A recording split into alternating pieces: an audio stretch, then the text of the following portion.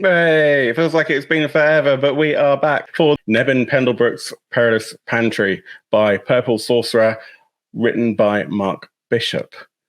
It's just been so much fun, and I'm just going to embiggen everyone for this. Wait.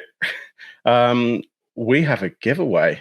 I'm really excited about this. I'm so excited that I used the wrong overlay. There we go. We have a giveaway, and I'm really excited. So thank you very, very much to Purple Sorcerer, who have what was I bestowed upon us some amazing prizes for our fans, viewers, friends, basically anyone who wants to take part. So if you're excited about that, please do. If you're watching on YouTube, hit like, please subscribe. It really helps us to level up the channel. But I'll start off right now by telling you how you can partake in the giveaway. And meanwhile, wonderful Judge Zach, who I'm going to put in the middle because he's going to, in fact, I'm going to just move everyone around so we kind of vaguely resemble where we were before.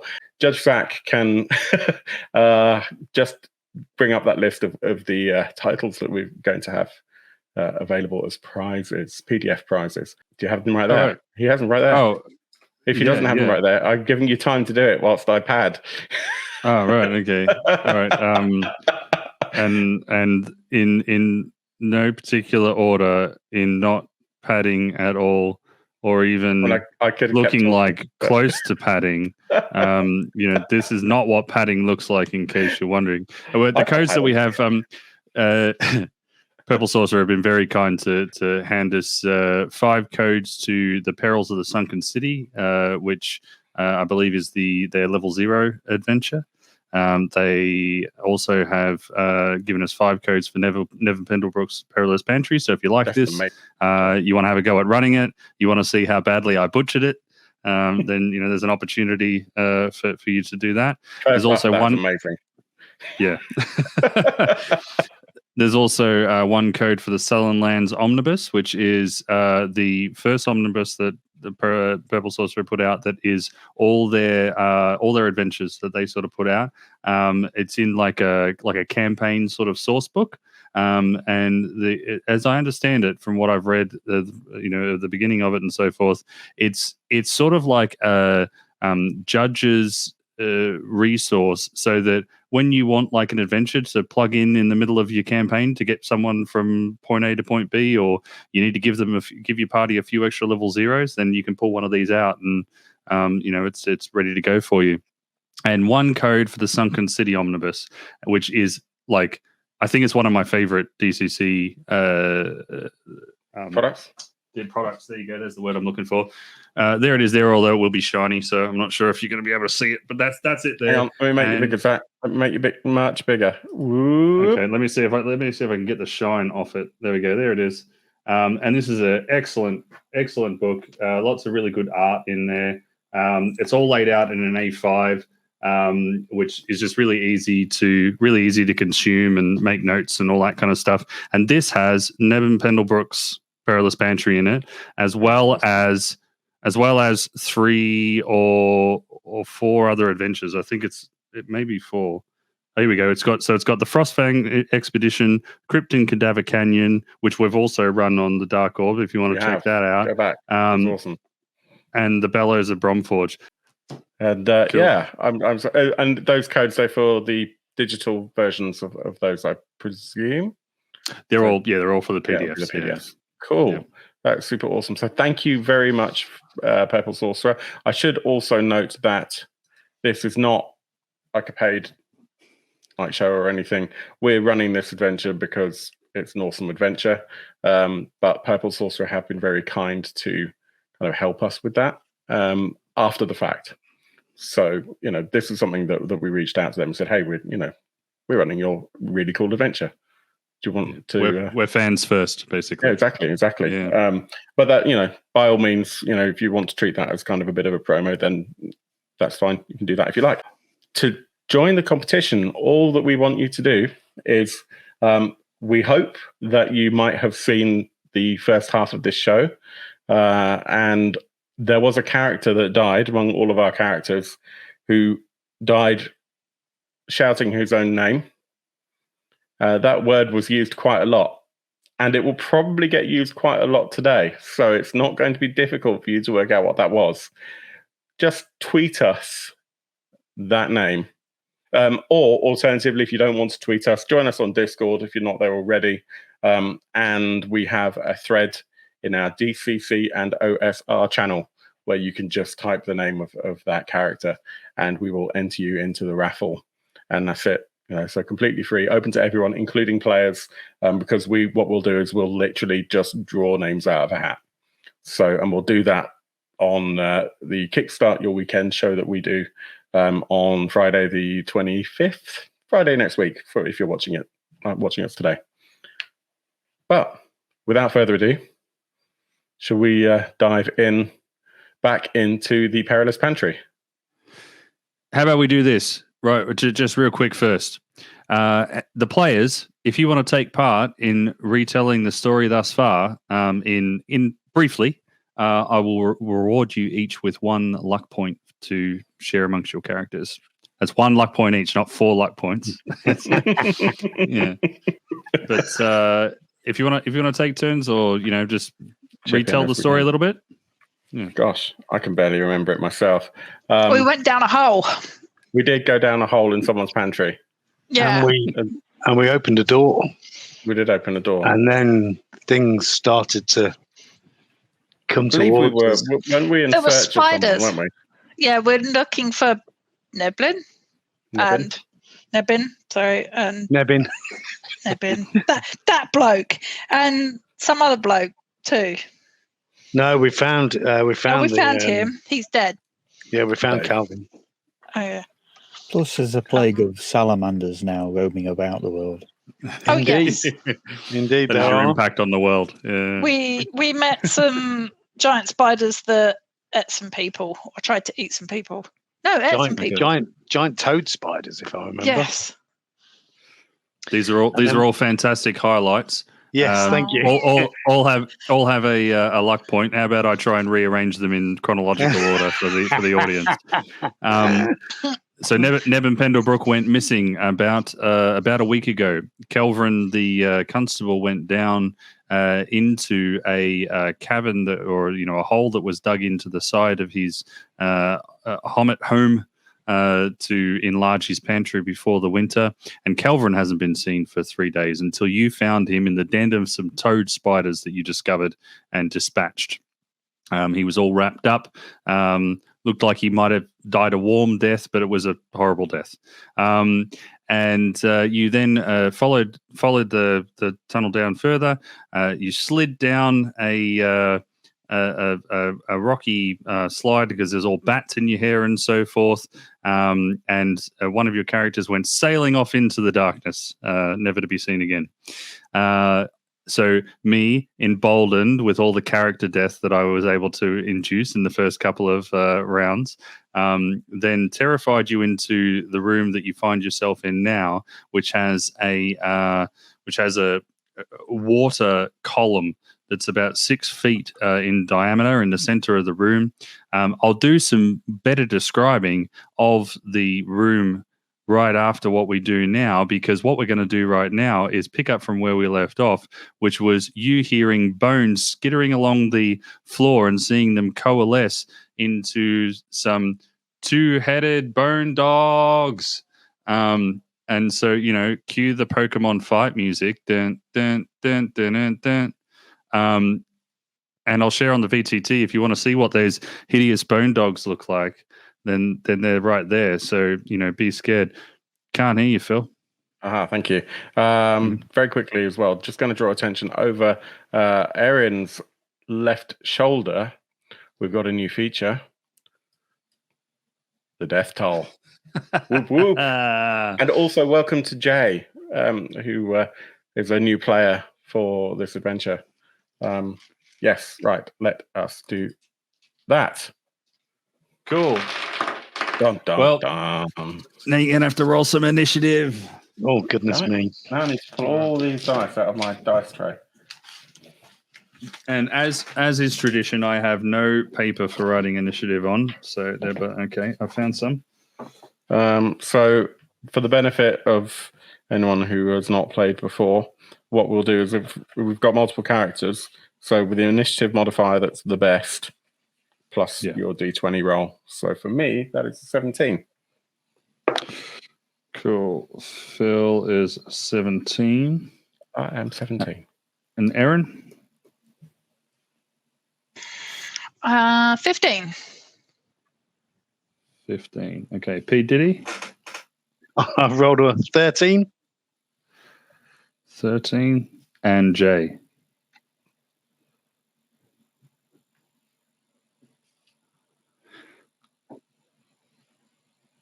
Can't hear you, Jay. I'm sorry. Can't hear you, mate. Yeah. Can't hear you at all. Have a go at trying to fix that, but maybe just put in our private chat here what your initiative modifier is, so we can get going from there.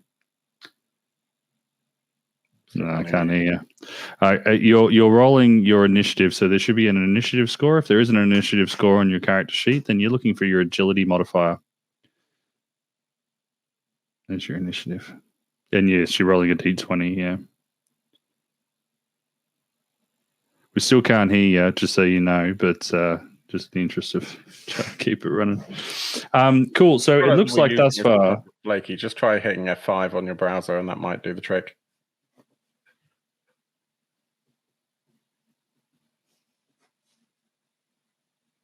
Yeah.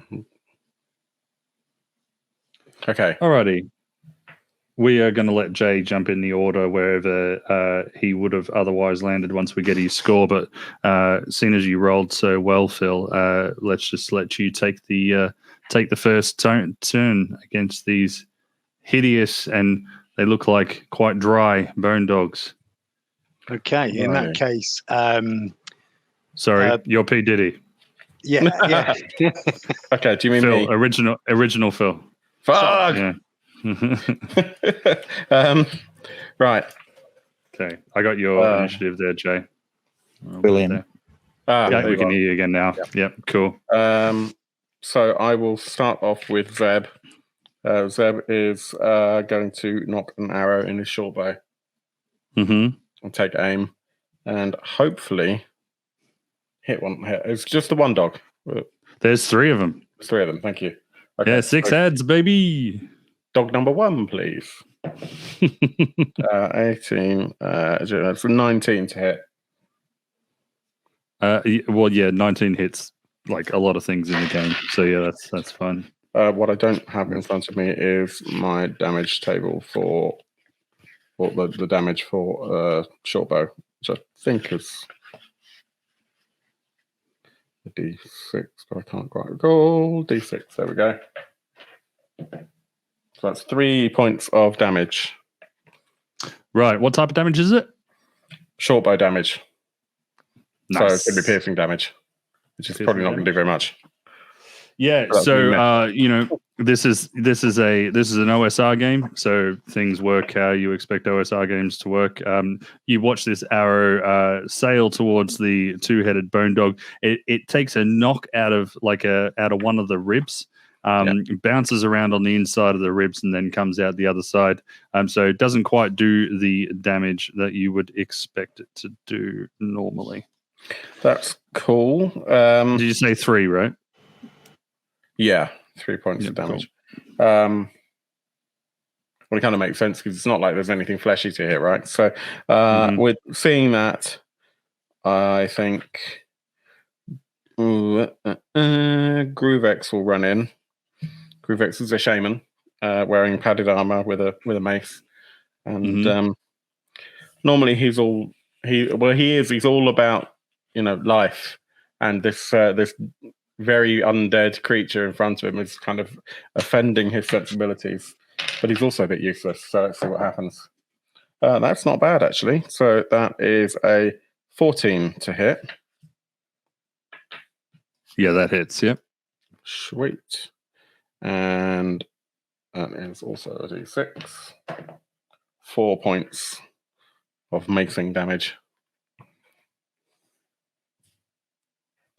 Cool. So, mace, obviously traditionally known as a slashing weapon, he says, hopefully. Sure. For the purposes of this, we'll go with that. I'm joking. It's quite obviously bludgeoning. So how many points was that again? 4 points. 4 points. All right. Yeah. So you tell me how you mace this dog back into undeath. I think he's just going to do some kind of things. No undead creatures on my watch! And basically with his mace, just swings across and basically smacks one skull into the other. It's become white powder. It's wafting through the air. Okay, fantastic. And have you got other characters? Yeah, one left, Yale, the locksmith, who is at this point in time considering taking a step back into one of the other rooms and locking the door behind him. Him or her, I can't recall. I should really have written the gender down. But I think just takes a step back. Okay, so no actions there? No actions there. Maybe holding an action to slam a door if one of them comes closer. Right, so they didn't come through the door; they coalesced within the room. So this may just be because I didn't. Sorry, I didn't explain that well. Taking a step backwards into one of the rooms off this room, and if there is a door that they can slam, they would do that. Okay, so I'm guessing stepping back through the door. For example, if one of the dogs comes at Yale, then Yale is going to try and slam the door. You're going to use the door. Yeah. Okay, sure. All right, Aaron, your turn. Bynon swings round with his meat cleaver and goes to attack the closest two-headed skeletal dog, and it's a 7. His cleaver swings and just slices straight through the spaces of the rib cage. He's it would have been great. devastating if that would have hit. Yeah, it would have been. Trowel sees him attempt this and thinks she's going to show him up and do better, and comes barreling in with her shovel that she's using as a staff, and goes to clonk him, and hits for 10. Also a miss. And again, the end of the shovel just slices straight through. Jen and Jim, our midwich cuckoos, standing at the back, watching this unfold, scoff to themselves and each pull out their slings, load them up with a stone each, and fire them in unison at the skeleton dog that's being attacked. And Jen's stone flies straight over because I can't believe I could possibly hit with a 3. Jim's doesn't hit either. That's a 5. Okay, 2 stones in unison go straight over the top. So as all your characters were all acting on the same initiative count, we'll ignore the firing into melee for right now because you could have had them happen in any order, right? But for the rest of the players, for the rest of the round, do be aware that all of 2 of Aaron's characters are now surrounding the Bone Dog 2, and so if you fire any ranged weapons, then you may end up hitting them. So for now, it is going to be Phil, improved Phil.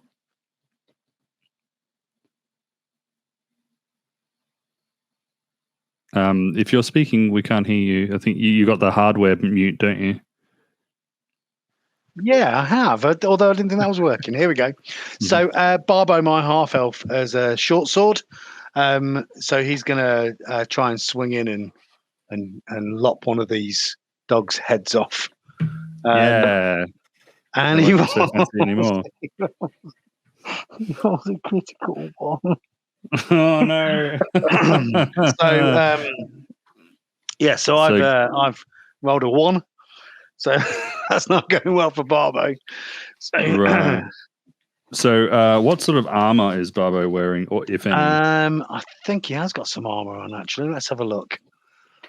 No, he has not. Okay. So then Barbo rolls a d4 and he takes away his luck modifier. So if it's positive, you take it away. If it's negative, you basically times it by -1, right? If you want to get all math about it. So I've rolled a 2, and I have Right. no luck modifier, but I do have a Hawkeye luck roll, whatever that means. Yeah, that's for character creation. So Okay, very good. no, so you got a 2, right? So you trip in making this attack. You may recover with a DC 10 reflex save. Otherwise, you must spend the next round prone. So Okay. go ahead and make your reflex save to see whether you can.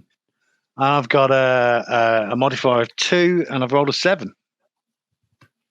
Okay, so yeah, not enough. You could spend 1 luck to not trip if that's important to you. Otherwise, you No, would spend the I next think he round needs to prone. learn from these actions, I'm afraid. It might be the last thing he learns. I know. I know.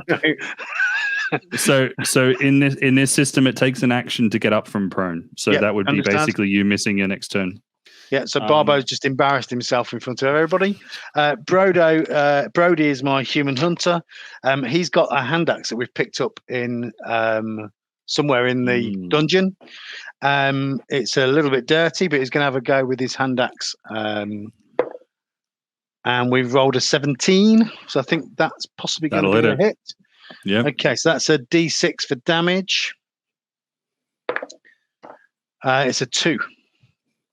2 damage, and this is on the same one that Aaron's characters were attacking, or it's trying to. We're trying to gang up on the multiple heads. Yeah, that's sensible, especially given that you're all just people, villagers. Yeah, cool. So you've only got 2 characters, hey? All right, yes, cool. Indeed, yes. My other 2 have perished, I'm afraid. One got eaten by a toad spider, and the other one plummeted to their doom. So as you've gone, Jay's not Jay. Barbo's gone has tripped, and he's making dust angels on the ground, and the thud sort of clears the air for a moment. It's almost like there's deafening silence for a moment, and you hear like yeah, and you remember that there was, when you left the town originally, there was a meeting in the Bloody Bullfrog, the tavern, and you were all having getting an afternoon buzz before you all went off to your the adventure. And so you left some of your other villagers in the tavern continuing to drink when you left, and you can hear drunken chanting and so forth, and then suddenly you hear, as if it was underwater, you hear a splash, and then another 2 splashes and a third splash, and you look over to the circle of water, the column of water, and there are 4 villagers just floating around in the column sort of thing, and they go swimming and go out the side, and they thud with a soggy thud onto the ground, and Jay's 4 characters have been introduced into the fight. So what do you do? First of all, Finn will pat himself down and rest heavily on this thing that's next to him, and then realizes he's placed his hand on where would normally be the rump of Bone Dog 3. And so there's a slow dawning squeal of horror, and he takes out, because Finn's a woodsman, so he takes out his hand axe and goes manic at it. Yeah. Cool. So I'm rolling a D20 to try and hit it. Correct. Okay. And is it strength or agility I use as my modifier on this? Strength. An 11. 11 is a miss. There is a sigh and a wail from Finn. Beedle, Zuri, the beetle, is basically holding holding on to his staff for dear life, and he actually sees Bone Dog 3 as well, and tries hitting it over the head. Yeah, good idea. And gets a 19. 19, yeah, that'll do it. Yeah, the staff's going to hit that head. Or one of them, at least. Yep. We'll go for head number 1. Let's go. And it causes 4 damage. Wow, with the staff. Yep. Man, this guy's tooled up. How'd you kill the Bone Dog? Let's say he tries to hit it, but he's absolutely no good in combat. So what he ends up doing is throwing the staff javelin-like. It takes it through one eye of the Bone Dog, through the other eye of the other head of the Bone Dog, and takes both heads off. Oh, amazing. Double decapitation. That's awesome. Okay, cool. You got a couple more characters, and you've still got one more Bone Dog. Yep. Owen is going to sidle up to... It's Bone Dog 2, isn't it, that's left? Yeah, that's the one that's left. He's snappy. A branch, a club that is going to... he's going to... He's like a caveman. That's awesome. Until you hear his voice where he says, excuse me, I'm sorry, funk. So this is a panic weapon he's grabbed, right? Like the branch is. It's not like he's not caveman like. It's like, oh dear, oh no. Yes. Exactly. I'm gonna have to screenshot my rolls for you at some point. That's a 20. All right, crit. Is that have we done a crit yet? I don't think we've done a crit in the whole thing yet. Fantastic. All right, so you are a level 0, so you get a D4 on the crit table. So roll yourself a D4, and then you get to add your luck modifier. Okay.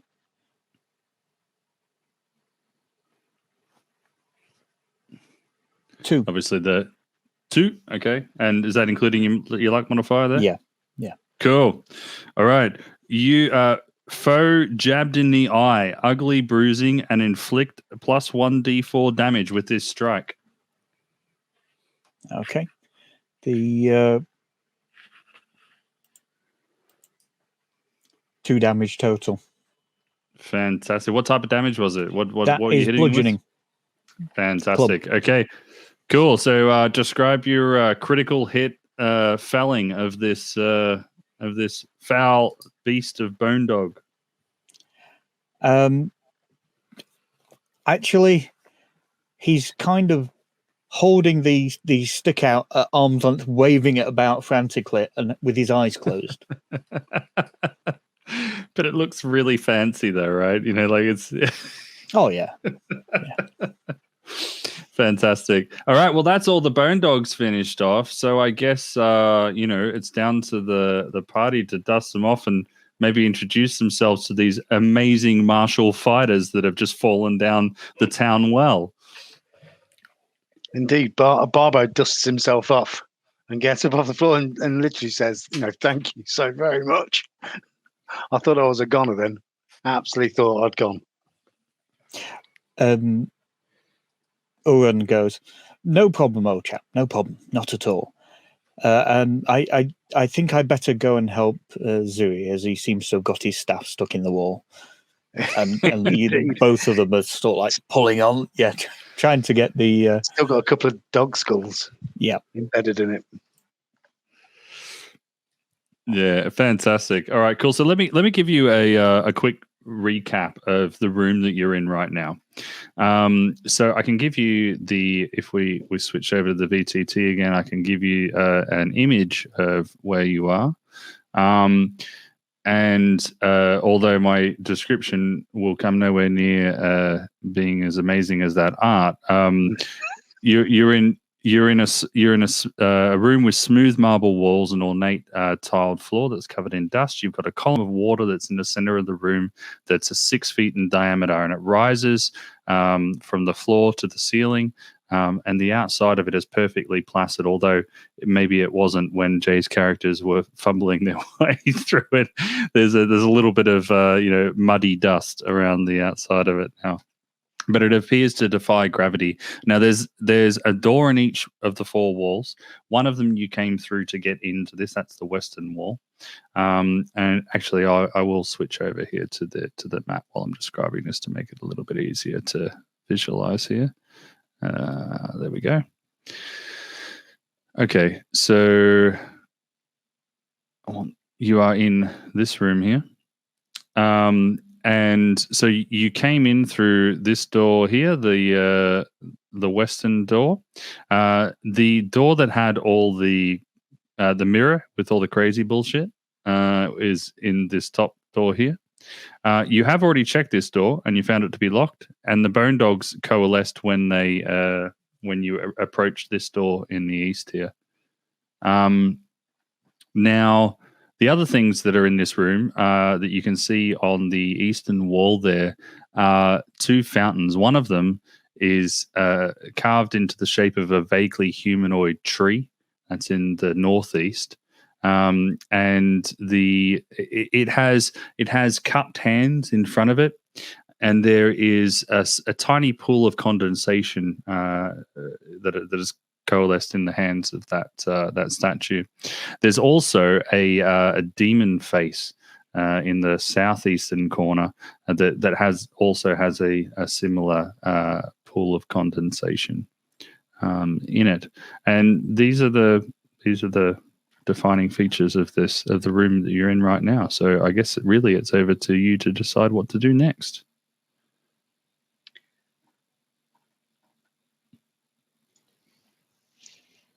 Jen would like to go to the center of the room and with her waterproof sack plunge her sack into the water and scoop some water out and go over to the fountain that's got like the evil looking one, the devil's one. Mm-hmm. And she wants to pour some water into, as you say, there's like a bowl.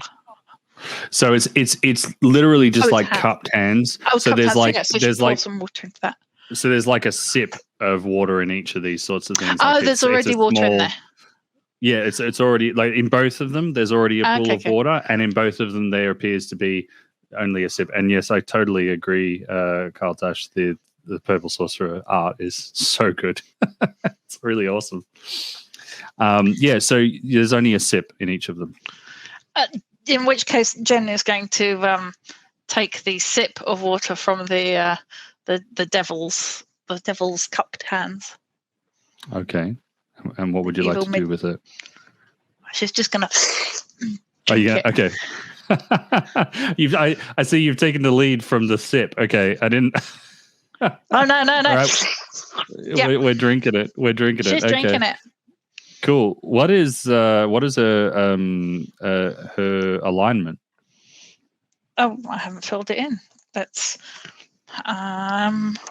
she roll a d3 or decide yourself. Is chaotic, and her twin brother is also. Yep. So I hadn't put the alignments in for the other guys. So there we go. I will just put them in now. Fantastic. All right. So as you taste the tepid water, the you could swear when you look at the demon stone face in front of you that it contorts into a smile, like a yellowy, sharp-toothed grin. And you look around and you realize that no one else in the room is particularly paying any attention, so you can't confirm whether it's actually happening or just in your mind. Nonetheless, what's going to happen mechanically to your chaotic character is you will gain 1d4 temporary HP. That's what you'll get. 3. Mm-hmm. Excellent. And that's what she gets. Oh, fantastic. So having taken the sip, she feels a little bit more alive. She looks around to see if anyone has noticed, and they haven't. So, well, Barbo's going to carry on doing what he was doing before, which is he's going to go and try and open that other door. Okay, this was the door in the east. Yeah, the one facing the one that we came in from. Okay, yeah, sure. All right, cool. So we're gonna reveal what's behind that door there. And you can see that much going into a hallway there. So beyond the doorway, you can see a small set of stairs that are going upward, and you can see from where you're standing that it intersects with a hallway that is at the top of the stairs there. Okay, so there's a corridor through here that goes off. It looks like it goes in both directions. We've tried the other door; it was locked. We saw the mirror. We know that this water, which looks weird, but goes into the village well. What do people think? Is there anything? Do we go through? Well, We're still looking for Nebin. Yale is in the room with the mirror. Hiding. Yeah, kind of pretty much hiding. But we'll actually go and have a good look at the mirror. Cool. And I would say, well, I mean, it's up to you, actually, Judge Zach. Nevin has not been seen for about a week, and his glasses were discovered in the toad spider den that you found earlier, and you've been following a set of tracks in the dust to get thus far. You're being in the room with the mirror and so forth. You have already cleared the. Last session, Aaron's character cleared some of the dust that was off the mirror there, and was able to see a reflection that had runes in the. It showed like glowing green runes going around the base of the well water. What you can see now is just the door, and it looks in the mirror looks the same as it does as you look back at it. So I think Yale, knowing that, I mean, you know, they're particularly good at locks, not quite so good at any of this mystical mumbo jumbo, calls over to the bickering Zeb and Groovex, who co-own a shop and can't agree about, you know, whether or not astrology or shamanism is the right way. Probably calls them both over. This is weird writing, glowing, that sort of thing. And I think Groovex, invigorated from that kill, is probably quite almost bouncy with that kind of adrenaline high, having done something to show Zeb the astrologer off with that ridiculous attempt at archery that did basically nothing, and just bounds over and has a look at the glowing writing to see if he can work out what it resembles, or to read it. Sure. Basically. So we established in the last session that the problem is that the mirror is quite far away from the column of water. So you can't get closer to the reflection to be able to read it. But having opened the door and so forth, you're now able to see the reflection. You can see the glowing runes. What you can also see in the mirror is 3 bone dogs stalking around. As if they had been sort of agitated and awoken in the mirror. Oh, I misunderstood. So the runes are in the water, not in the mirror. So you're looking at the mirror, right? You can see the reflection of the column behind you, directly behind you. Okay. And the runes are on the column of water. Yeah. Right. Okay. But it's a bit too awkward to actually read what the runes are. Yeah. Can we try and move the mirror closer? Yeah, so you go and you go to try and grab the mirror, and you realize it's sort of built into the wall. Like you sort of like scratch away at the edges and so forth, but it looks like it's built into the wall. Okay. I think Yale is going to be like, well, that's annoying. and will just take their dagger. I'm saying they because I can't recall what gender they are. And with the hilt of the dagger, is just going to try and smash the mirror to take a shard of it. Okay, cool. This is Yale doing this, right? Yep. Okay, cool. So Yale grabs the hilt of his dagger and he swings it towards the mirror. And as the hilt of the dagger, there was like a moment of sort of in his peripheral vision, he can see that the hilt of the dagger as it reaches the mirror, it looks like it almost detaches from the hilt of the dagger and then reattaches really quickly, like the hilt of the dagger has moved. Like more quickly than the rest of the dagger for a brief second, and the mirror smashes as you do it, and you he is sort of engulfed in this sort of green glowing light that comes from the mirror shards and then sucks him into the mirror. Well, it begins trying to suck him. In any case, you can make a DC 14 will save. Oh, I can as well. That was a 19. Oh, fantastic. Okay, so it begins sucking you. You feel your soul leaving your body for a moment. And then, at the last second, you're able to grab the edge of the door and will yourself forwards. And it's less the physical action of pulling yourself forward and more the mental exertion of, no, I will not let this happen. That brings you back from the brink of being sucked into the mirror. But you now have shards of mirror. You can see in little bits of the shards that the bone dogs, you can still see the bone dogs in there.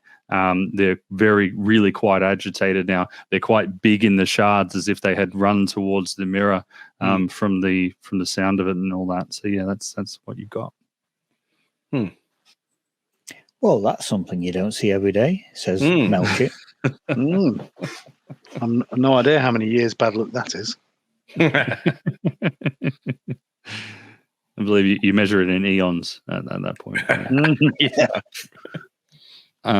Cool. So yeah, still in the room. Well, Barbo's going to go through the door into the corridor and have a look left and right. Okay, you're going to walk up the stairs. Sweet. So you walk up the stairs into the you're in a junction, and you see before you is a black top hat lying on its side in the dust, which that's what it looks like. Does it look clean, dirty? Has it been there for a long time, or does it just look like it's been recently dropped? Yeah, so if you're picking it up to have a look, then I assume that's how you would inspect it. Yeah. I'm having a closer look. Let's see if it's. So you notice. Go on. So when you pick it up, you notice it.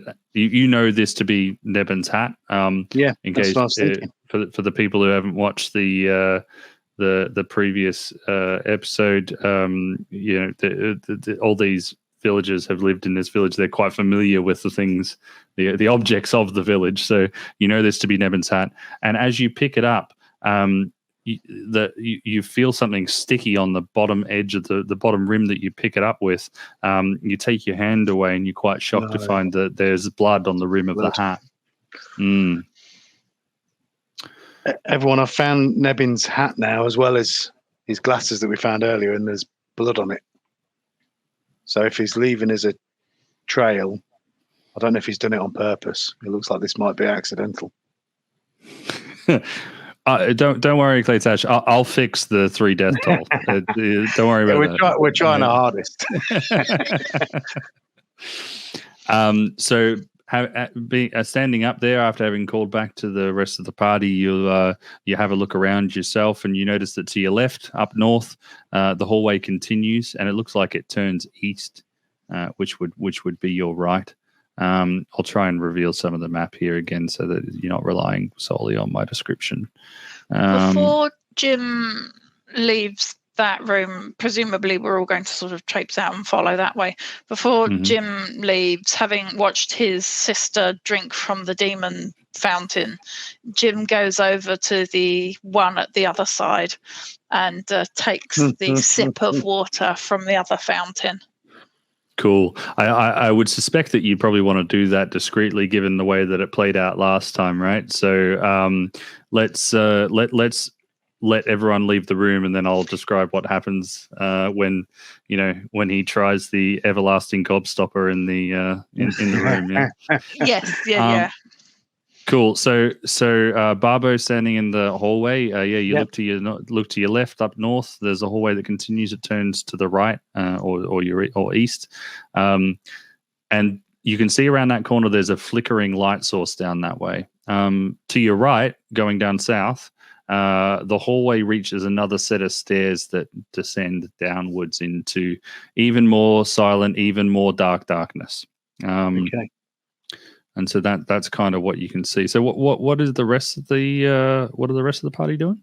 Well, I was going to say, Barbo's going to head back down the 3 stairs to the doorway and kind of whisper shout, because he doesn't want to call too much attention. There's a route this way. I found Nebin's hat, and there's a torchlight at the end of the corridor, so somebody else is here. Well, lead on, good chap, says Melchett, and he proceeds to follow you through the doorway, and only just makes it through. Brody, my hunter, will head that way as well. For the benefit of the audience, we've been talking about this beforehand. Jay's character is quite rotund, given the fact that he has 4 hit points and a very low agility modifier. Yeah. Cool. And Phil, this would be Dark Orb Phil.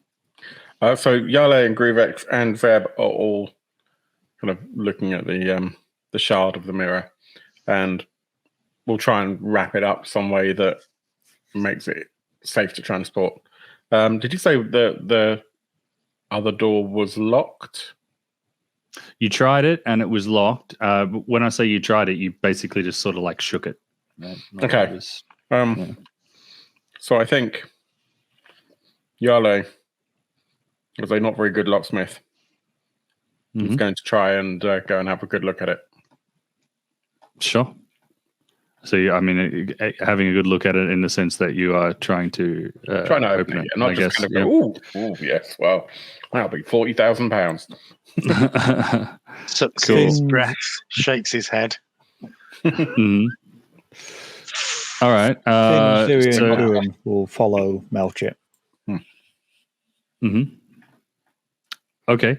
I am just trying to find the DC for that, as I can't really remember what that was. Okay, we're making it up. All right, go ahead. It's a DC 15 to lockpick it. Well, that's very unlikely. Oh. Meat speaks. Yep. Got a 15, and I'm spending a point of luck to do it. Okay, sure. So the creaky wood door jingles slightly as it opens. As you goes, open it into. Blimey! Normally I'd have to break the door down. Yale is very, very physically large and not very intelligent, by the way. Okay, cool. We got 2 big boys in the party. Fantastic. So you open it up into a small room with there's 2 tables in here in the center of the room. The walls are lined with small alcoves as well, and they look like that. This looks like it used to be an armory, based on the way that everything's going. Real life rotund fellows prefer stocky. Okay, sorry. We should be more woke with regards to that, shouldn't we? The room is the alcoves that are there are mostly empty now, and they are covered in dust. But as you open the door, a few of those salamanders that you're so familiar with now scamper across the walls and and into crevices in the stone walls. And there are some larger stones that appear to be crumbling and loose, and some of the salamanders cause some of them to crumble a little. And that's kind of what you see. You have successfully split the party, so I wish you the best of luck. What are we doing now?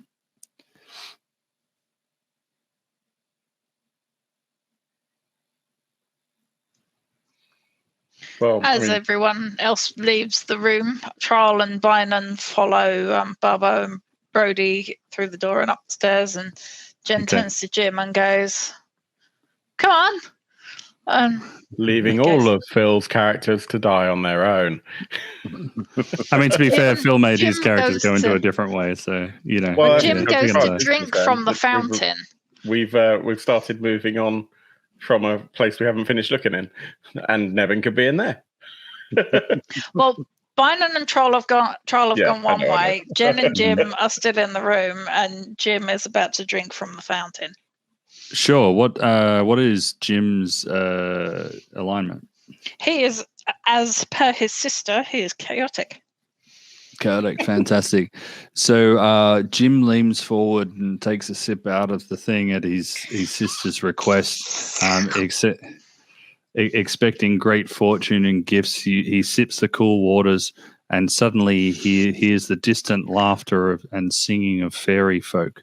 Did you hear that? Yeah, exactly. And Jen says, "No, I didn't. What are you talking? Oh, maybe it's got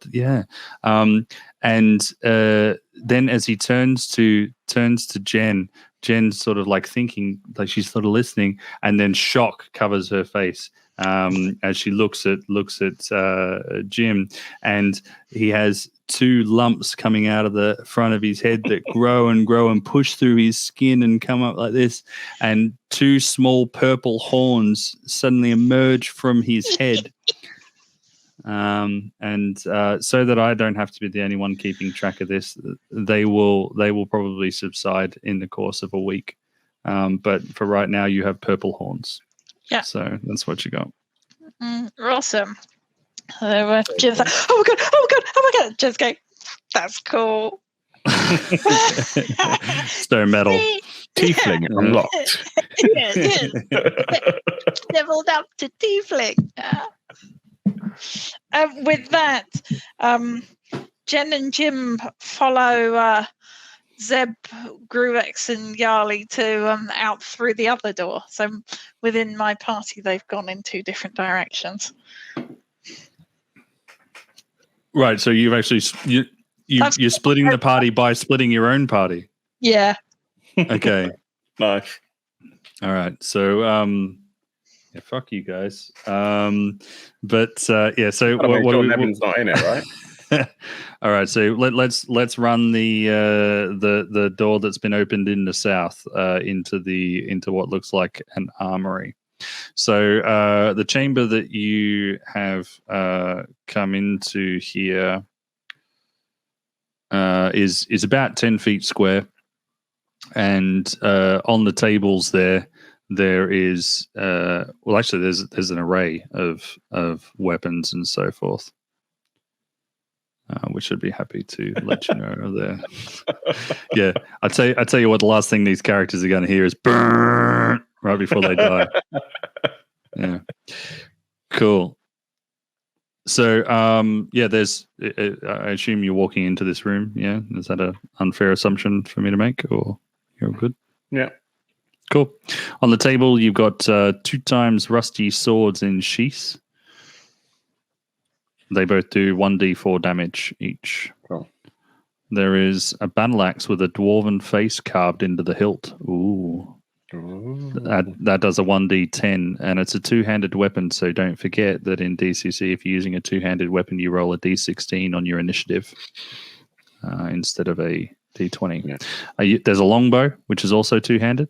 It does 1d6, and it has range values of 70, 140, and 210. There's a quiver with 4 arrows, which will be forever 4 arrows because I hate counting ammunition. A rusty grappling hook. Now, this bad boy has a 50% chance to break on each use. So, there's that. And there's that 2 sounds rusty. Really useful. I mean, it's more useful than nothing, right?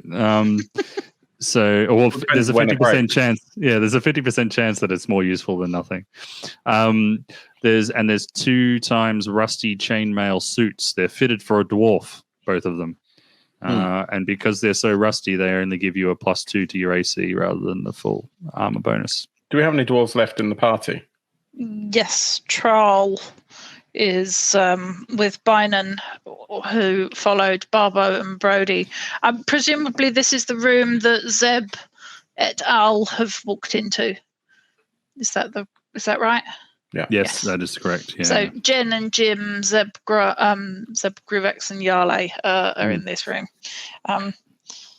Jen and Jim both eye up the battle axe and start squabbling over it.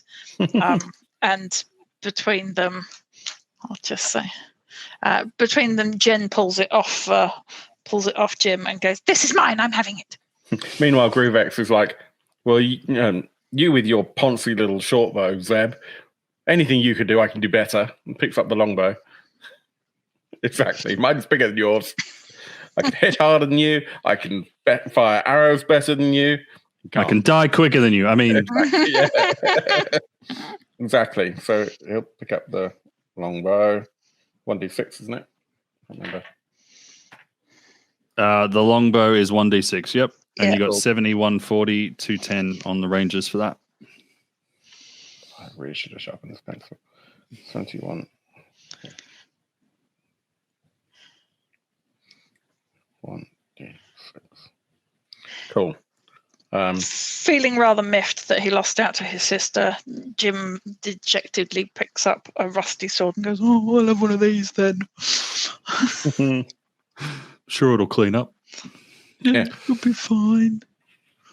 And I think, Zeb will just have a little look around the room, see if there's anything else. Okay, so the only other thing of note in the room is some loose stones that you saw some salamanders crawl into. Okay.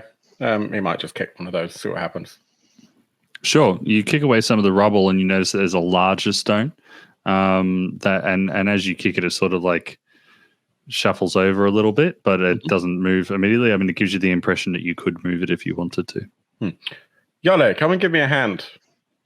So, yeah, the 2 physically larger of the 3 of them. Have a look at this stone, and if it's a 2-person lift, then the 2 of them will do it together. Yeah. I mean, between the 2 of you, you're easily able to move this, and you reveal like a crawl space that's behind it. That's about 2 feet by 2 feet, and it looks like it's it has been dug out, but not particularly skillfully. Like it's not like the well worked walls that you've seen in the other areas. It's more of it's a secret tunnel.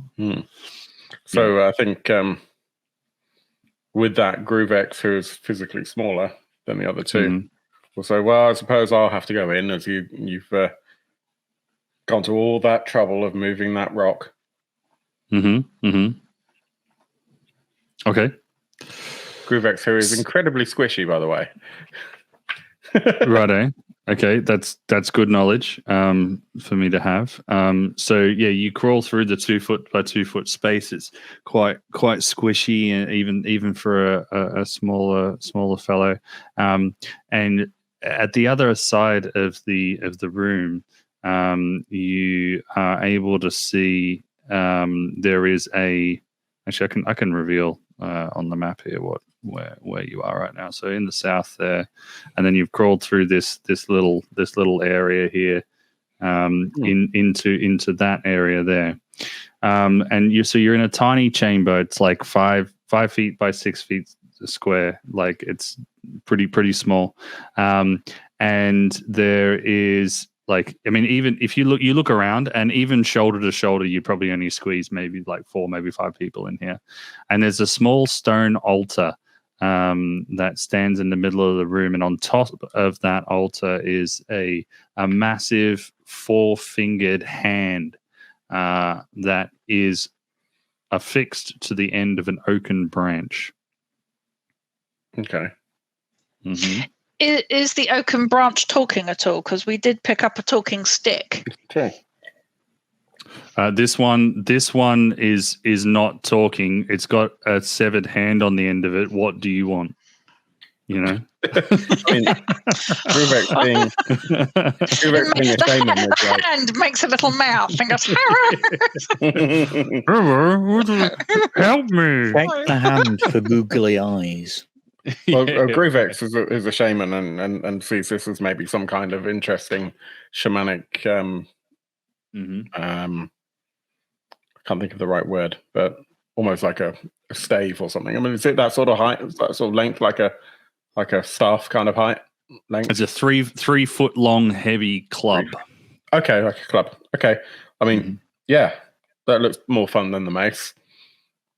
Sure, it does. So he kind of looks at the mace, puts it into the belt loop, picks up the club, and goes, ah. You like tango people with it.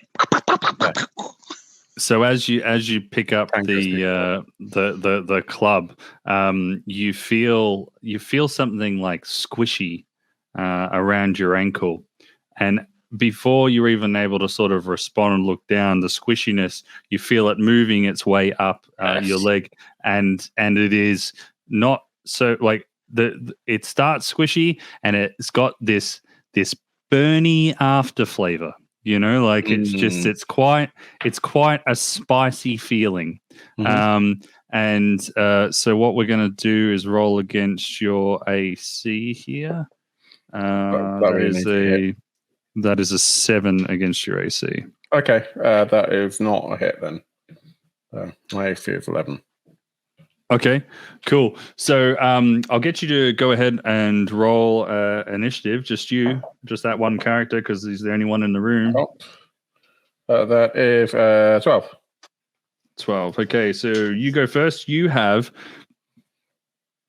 like a let's not beat around the bush here. You've got a sentient pudding climbing up your leg. It's just easier for me to describe it that way. Okay. I'll share some splash art for you there. There's your club, and there's your sentient pudding. Oh, nice, spicy. Okay, cool. So he'll just go, which hopefully the others will hear, and then try to whack this thing with the club. With the club itself. Sure. Okay, cool. So the club does, if it hits, does a 1d6 damage, but it is a club, so you use a strength check. Yeah. On that. That would be a 13. 13. Yeah, you've managed to hit the pudding on your leg. Yeah, so go ahead and roll some damage. That is 4 points of damage. 4 points of damage. So it squishes and squeals and so forth. Can one of the other characters in the other room make a intelligence roll to see if you hear the screams of Gruvek? No, Jen didn't. Okay, that is unfortunate. Gruvek fights the pudding alone. It fights back. It gives you another spicy attack, and it does 7 again. This dice is going to dice jail. I'm gonna put you sit there and think about what you've done, dice. Okay, so you are able to take another action here. So he'll scream out, "For God's sake, help me!"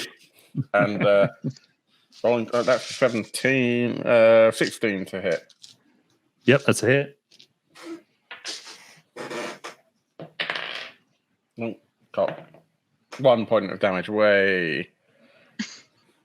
Okay, let's make another intelligence roll for one of the other characters in the other room. Doesn't necessarily have to be Aaron's characters. It can be pretty much anyone.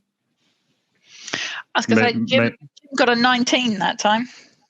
Okay, so Jim can hear and might as well just take his action now if you'd like. What's that noise? And he starts scrabbling through the hole and then comes through, hearing this kerfuffle at the other end. Sees the pudding attacking. Who is it attacking? Gruvek. And he comes launching in with his rusty sword. Sure. And that's a 10. 10's a hit. Yay! And and he does a whole whopping 3 points of damage. But it's slicing against a sentient pudding. Choppy, slicey pudding. It goes pat and then goes almost through to the skin of Groovex, but not quite, and so it only attacks the pudding. Cool. So now Jim is... turns to Groovex and goes, "Have you got any custard on you?" Fight pudding with custard. For crying out loud. I rolled a different dice and I got a 7 again. I've rolled 3 5s in a row. I think you find that's a lucky 7. I quit. This is a stupid game for idiots. What is even the point? Okay, cool. So there's still no spicy damage. You still don't learn your lesson. So it's your turn. Natural 20. All right, let's do some crit damage. All right, roll your d4 and add your luck modifier. Where the hell's my there? It is. That's a 3. A 3. Okay, stunning crack to the forehead. Inflict plus 1d3 damage with this strike, and the foe falls to the bottom of the initiative count for the next round. Worth saying as well, when you got your critical strike, I assumed you're hitting with the club again. Yeah. Cool. When you hit, you slam it into the pudding, and a splat goes out, and there is the club with the fingers and so forth, and one of the fingers goes like that, and you get to do an extra D4 worth of damage to this as well. So you get a D3, a D4, and a D6 for this at Come level on, 0. finish it off. I mean, that's terrible. That's 6 points in total. May it never be said that I am not a kind judge. You just rolled 3 dice as a level 0 for damage. I rolled a 1, a 2, and a 3. Okay, so luckily you'd already on the dice tray as well. I'd show it to the camera if I could, but I can't.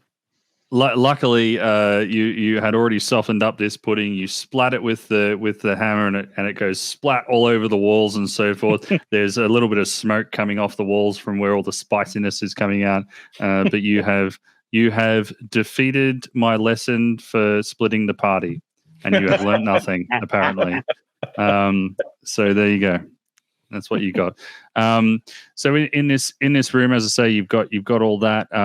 There is a grate in the floor if you want to give me another chance to try and kill you for splitting the party, or I'm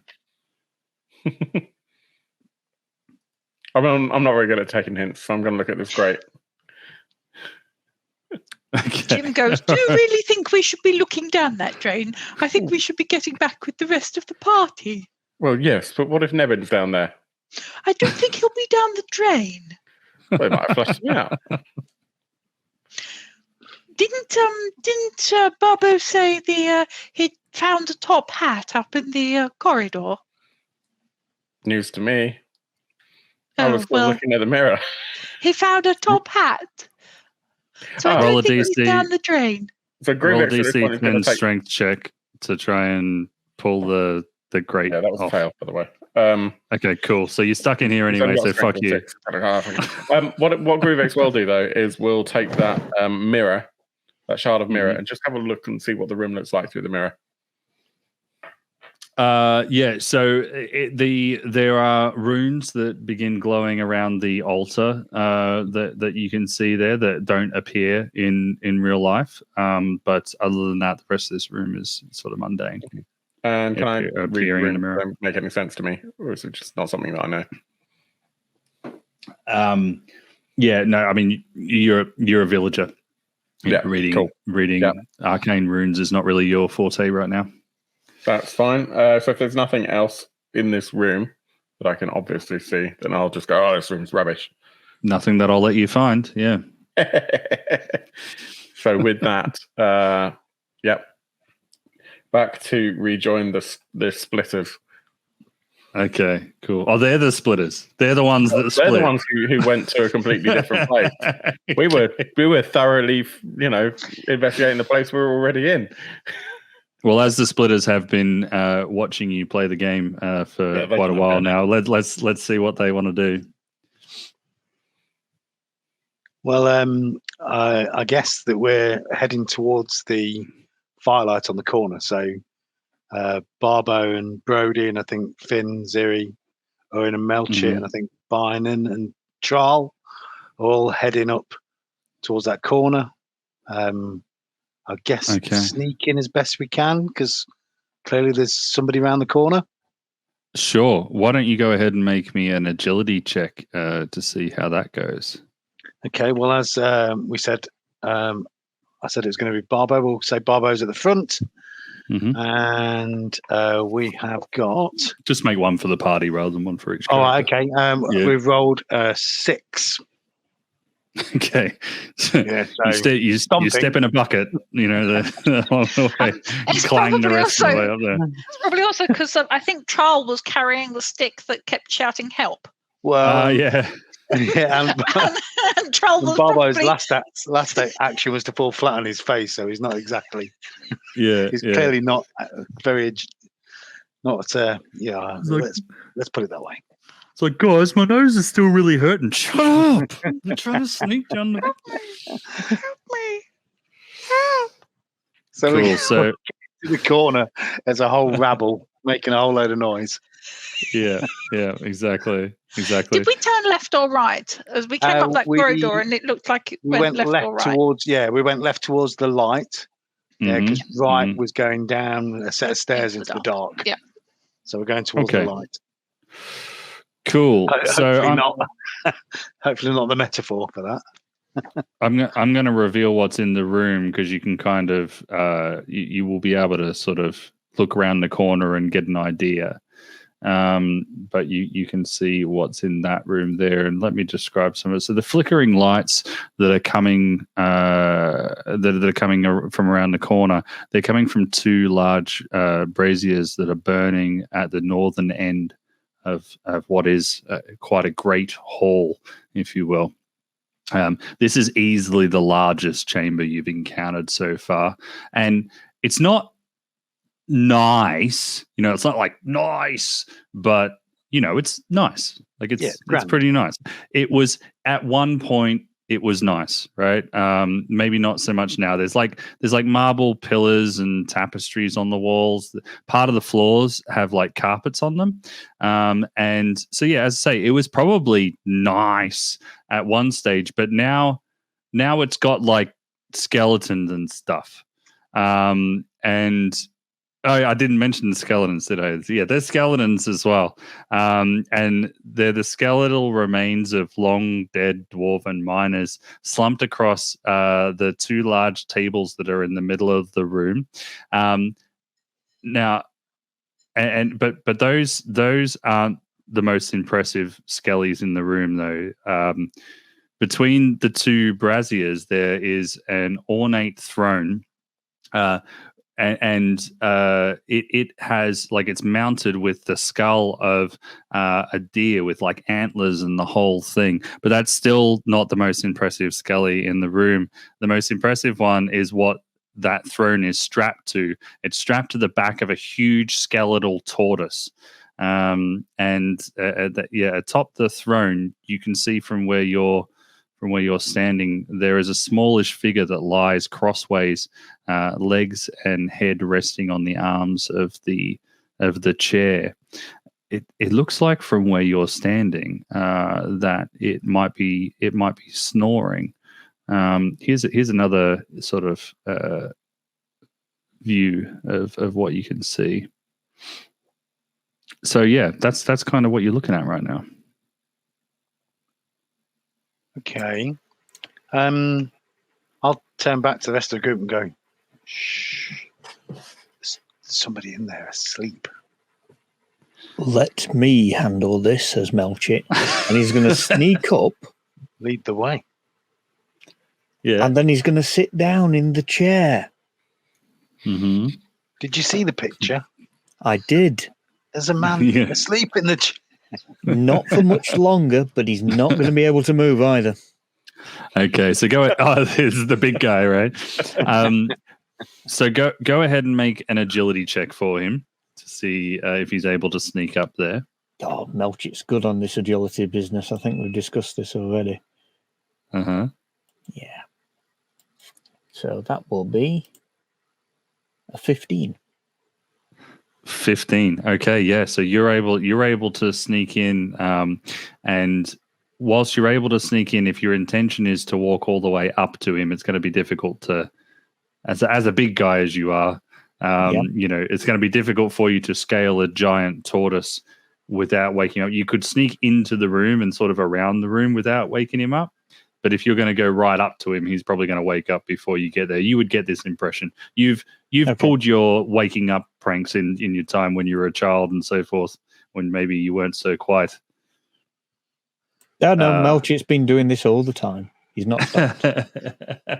Okay, cool. If you're sneaking all the way up, yeah, you get pretty close to it. You angle yourself into position. You put your sort of hands on each of the arms of the chair, like you're going to begin to lower yourself down. You hear, my greatest wish, if such a thing could be wished for, is that my rescue party might have brought biscuits and jam for their long lost halfling. And he sees your butt come towards him, and he starts sort of pushing you back, and he's like, "No, you just Is it Nebin? You can't see with your butt. No, That's but I not wouldn't have been able like a to. I wouldn't have trait. walked up towards him with my butt first. I think we can safely say I wouldn't have done that. Okay, all right, sure. All right, yeah, you would have noticed that. Yeah, this looks like Nebin. Now, if you were, I assume at this you would be stepping back if we're, and looking with your eyes rather than your butt. Yeah. You left your hat. And he sits forward and he rubs his eyes and he's and there's a moment of recognition in his face as he sees is it Melchit? Yeah. Yeah. He says, my friend Melchit, you're here. Get out of my chair. Oh well, sir, I don't believe this to be your chair, but I tell you what, it's been great I've had such a good time down here, and it's only going to get better with you here.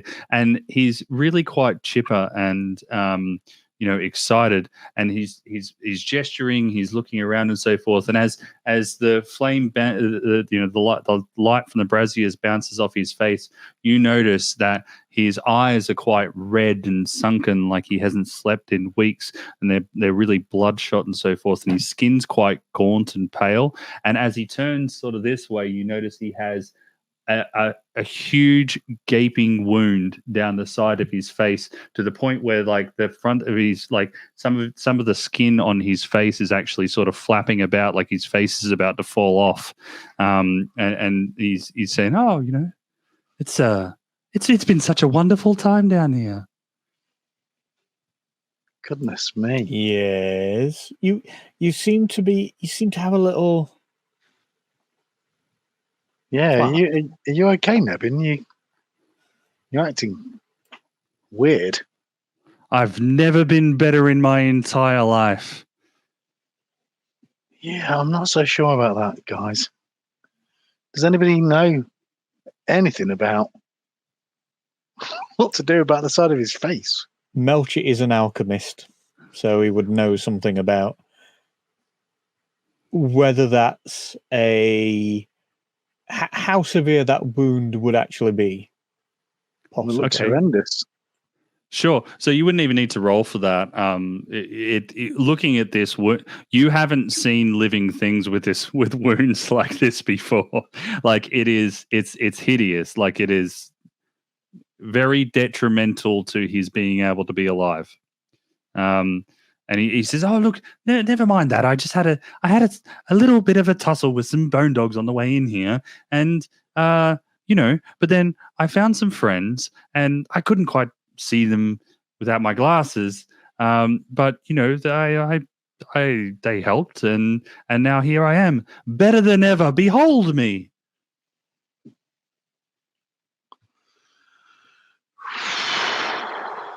You know, you're not making this easy on yourself.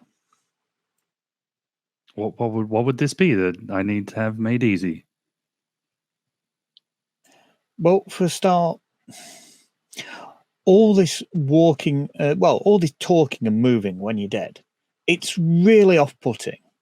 Whoa. What are we talking about dead? There's no one dead here. Have you seen anyone dead do this? No, exactly. He starts doing a little Yes. bit of a jig and says, no, nothing Nope, dead no, has ever I'm done not this having before. that. No, I'm sorry. You're definitely dead. Oh, well, And you know the don't bone think dogs? that's really a thing. Indeed, yes. I don't think they were alive either. Were you bitten by one, did you say? I feel like that we can just get past this. I feel like my life's been given purpose now that I can guard the treasures of the most magnificent wizard that's ever lived. And he points towards a door on the eastern wall as he says all this. I've never had such purpose in my entire life. The mention of the word treasure. Technically, you're still not. Yeah, who's the most important wizard there ever was? Does it matter, guys? There's treasure. Nebin's Where? clearly, Nebin's clearly happy down here. Look, What? this troll. What are you sort of whispering goes, about? Treasure. You're guarding this treasure. Speak with your right? friend. Nebin, you remember me? Troll! Great friend of yours, dwarf of mine, dig holes, you and I, best of friends. You haven't been speaking directly to me, though. That's not a very friendly thing to do now, is it, friend? No. I'm now. Totally am now.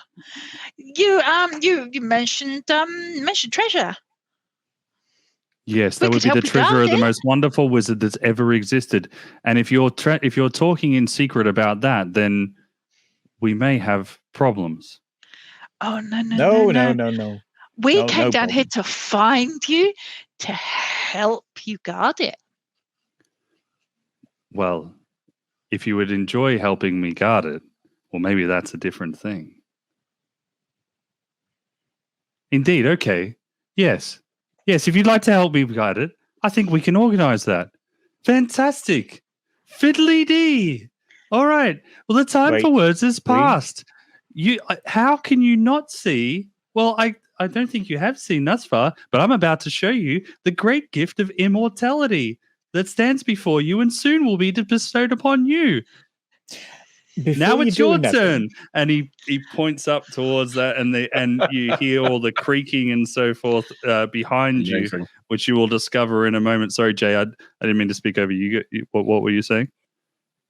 I was just going to say, Melchett says, before you say that, Nebin, and then he hits him over the head. We'll see how that goes. I'll remember Melchett's right next to Nebin in all of this. Okay, cool. So let's have a look at the time here. Yeah, we can do a fight before we let's have this be the fight of the episode. All right, let's roll some initiatives, and I am going to use another dice. Judge Sack. Mm-hmm. Have the other characters managed to make it to the room yet? Yeah. I assumed that you weren't so foolhardy that you would continue to split the party after I gave you such a stern warning. Last one. So you've learned your lesson now, Phil. Yeah. Hey, you're just staying put. You're the guy. I don't think he did learn his lesson. Split the party up, you get extra weapons, right? Magical ones. I didn't split the party. I stayed put. I just lost a part of my soul because I just rolled a different die and got a 5 again. I got I'm rolling 5 on the dice every time. Yeah, it's killing me. This is really hurting my soul. Okay, cool. So I'm gonna do. Just let me get these ones. Am I rolling initiative for Melchett? Am I rolling the highest initiative in the group? The highest initiative in your group. Yeah. But there might be a Melchett elements in as you specified something specific for him at the start of the fight, but we'll leave that up to Zach. Cool. So we're going to have Dark Orb Phil. That is a 16 from me. Thank you. Cool. And Aaron? It's an 8, and I remembered to roll my D16 because I've got a person with a two-handed weapon now. Cool. Philly, Billy, Bo Billy. I rolled a 14. Now, the 200, does that work if they're using two weapons as well, the D16?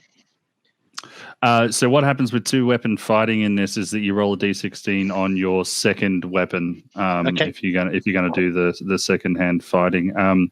But I think you actually need like a special thing, like the thief is able to do two-handed fighting. He's a halfling, and we've right. So sword and a dagger, and he's already fell over flat on his face with his sword. So he's going to try. He's going to try and have another weapon in his other hand as well. Sure, yeah. So we shall see. Aaron, help me out. I think the two-handed fighting is you roll both of them at a d16, don't you? Or is it just the second one? Yeah, I think it's. Oh God, I can't remember now. I'll look it up while you guys are having your turns. So the d16 I rolled was because he's got a two-handed weapon. So for initiative, you're slower with a two-handed weapon. That's the idea there. Cool. Jay, what did you roll?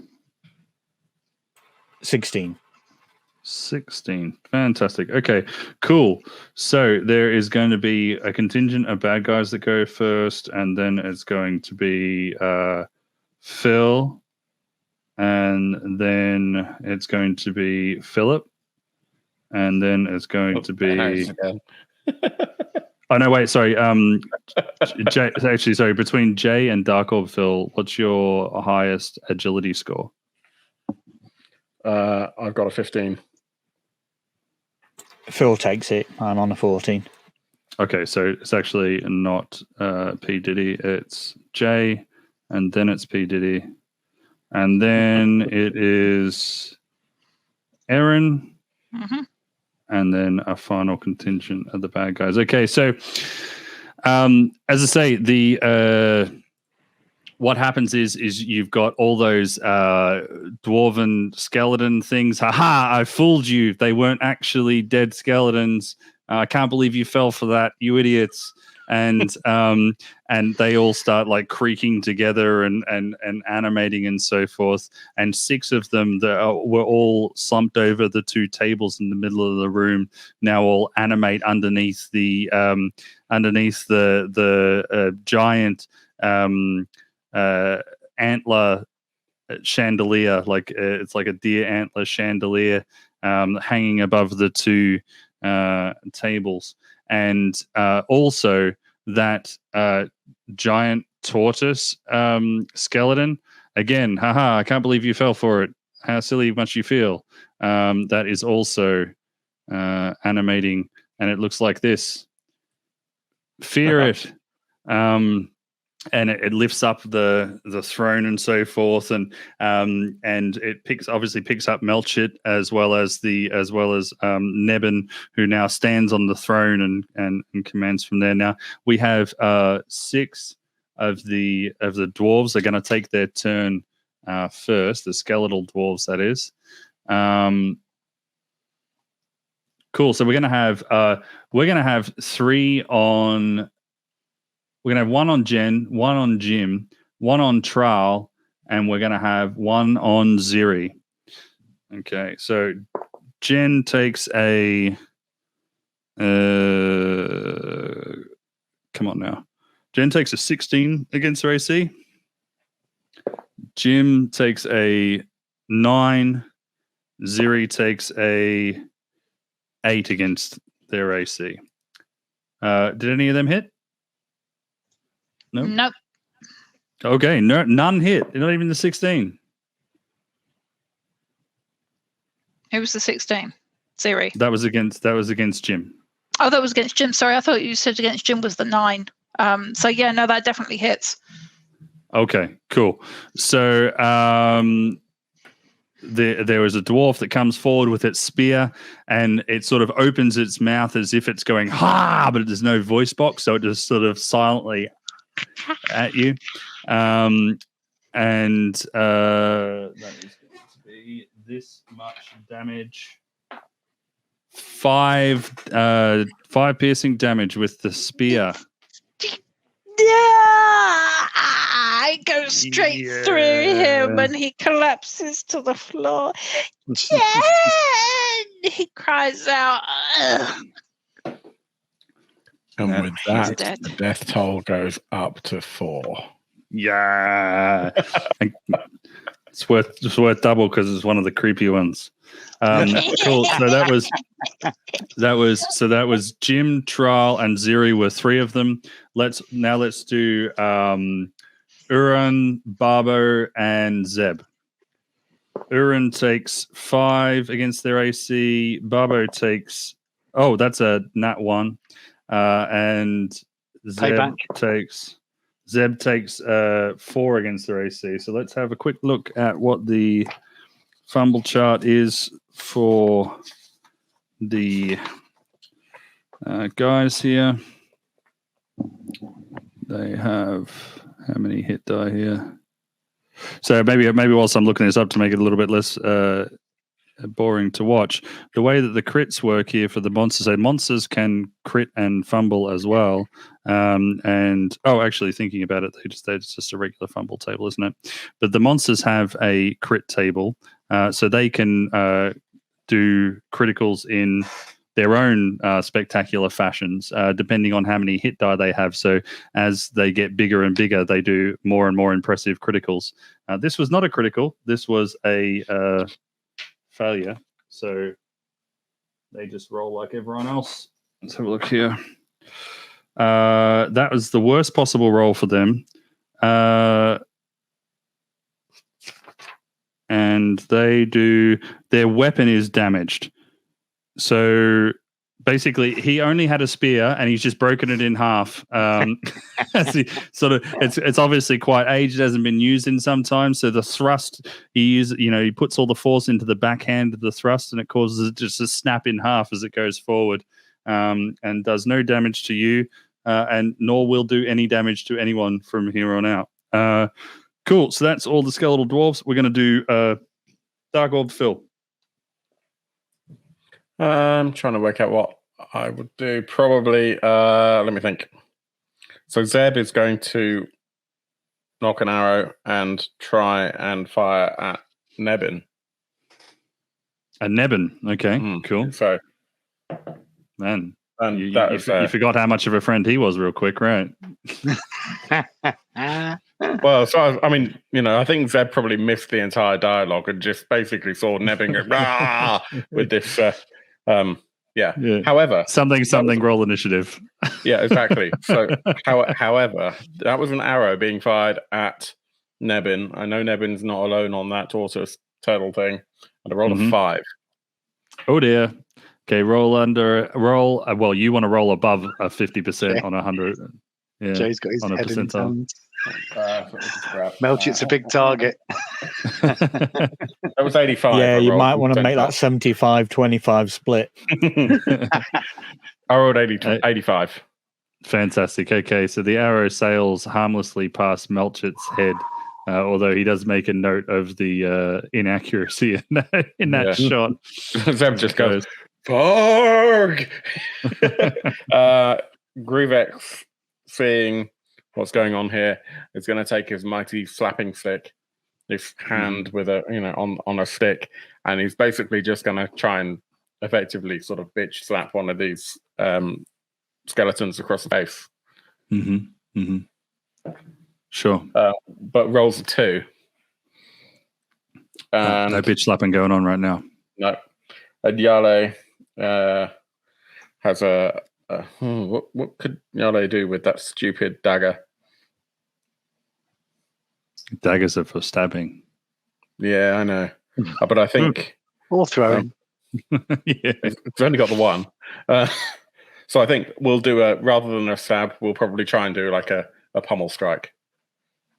Right, okay. Well, you're using it in an unusual fashion because it normally does slashing damage, right? And you're intending to try and change the damage type. Yeah. So let's roll down one On the dice in the die chain. Yeah. Okay.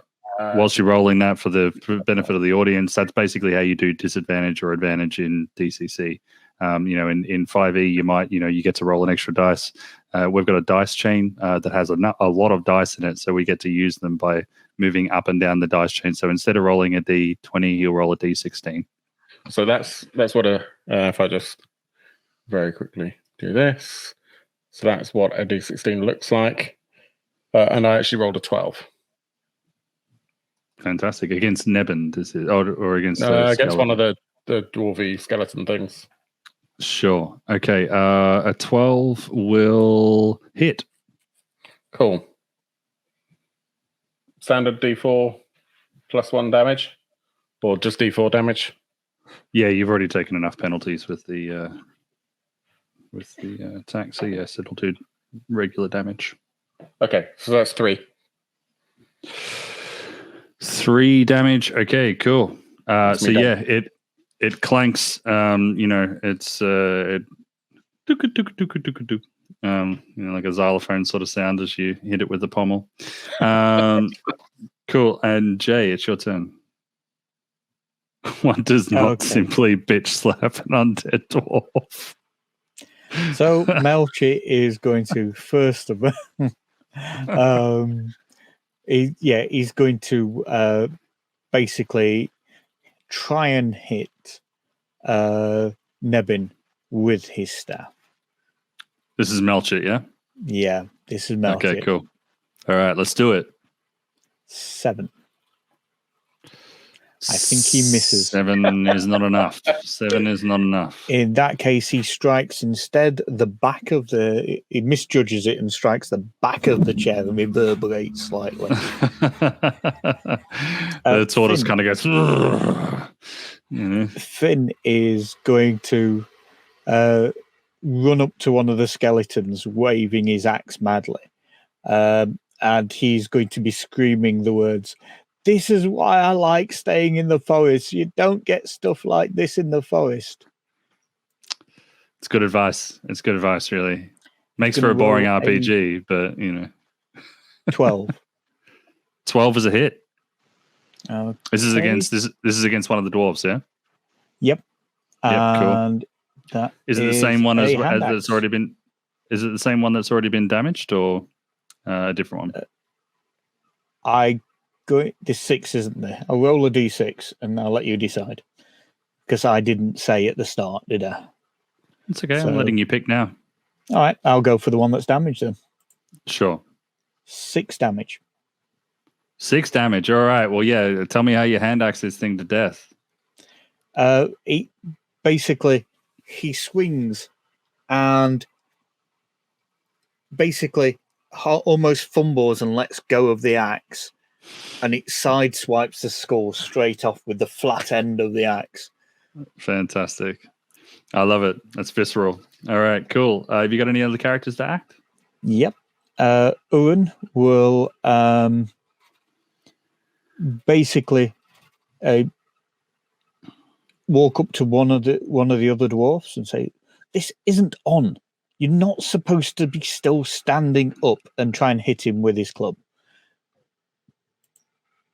17. Yeah, they'll do it. Okay. That will clubs a d4. 3 points of damage. And this is against one of the new ones, yeah?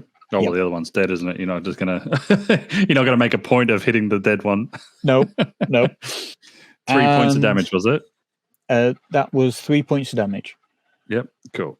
And then we've got Zuri, who hasn't acted. So Zuri is going to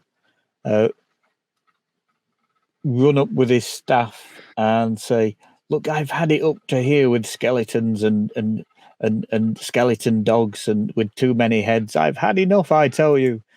And he's going to use that skeleton executor of a staff, yeah.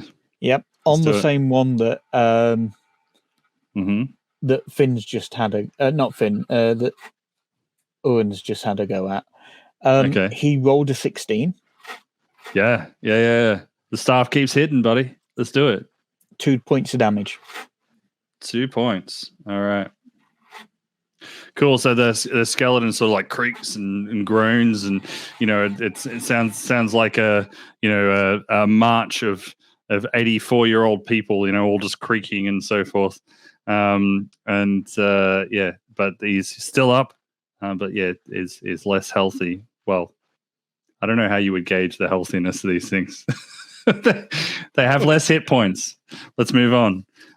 Jay, do you have any other characters, or are we good to go? No, we're good to go. All right, Filthy, let's do it. So Brody, the human hunter's got his hand axe still that he picked up. Mm-hmm. So who's still kind of standing, operating? You have one. I've got a dwarf in front of me, haven't I? Yeah, sure. You got a dwarf broken spear. Yep, you got a dwarf in front of you with a broken spear. You've got and he's got full health. There is another one that is fairly badly damaged. You've got 3 others that are full health. You have a giant tortoise, giant tortoise skeleton, and Nebin riding the giant tortoise skeleton, all regal like with Melchard on the back, threatening. I'm gonna try and take out the dwarf that attacked Barbo in front of me and broke his spear. Mm-hmm. So that's with a hand axe. Let's do it. We've got a 14. Yeah, that's a hit. Okay, hand axe is a D6 for normal damage. 3. Mm-hmm. That'd be assuming that'd be slashing damage, right? Yep, it's an axe. Yep, cool. So yeah, it's doesn't seem quite as effective as when you're thudding that thing into meat. But it's still it's something. And that was 3, wasn't it? Damage. It was. Cool. And then Barbo, the halflings, after falling flat on his face last time, is drawing his short sword in his dominant hand, and he's got his dagger out in his other hand, and he's going to have a go with his short swords first. So thanks for sending through the rules. So that drops down a couple of dice because of his agility. So It's going to be an interesting one. So without reading all of that out, basically to do two-handed fighting based on your agility score is how good you are at it. Yeah, and I'm penalised, and so I have to drop down a couple of dice on the dice chain. So I can't possibly get anything above 14 on this particular throw. Okay, good luck. Yeah, we've got a 7, so not bad. Okay. But 7 with a short sword, which I'm guessing is a miss. That's a miss. And we drop down another dice with the dagger. He's going to have try and pop one off with the dagger. And, I guess a 12. A 12's a hit. All right. I do 12.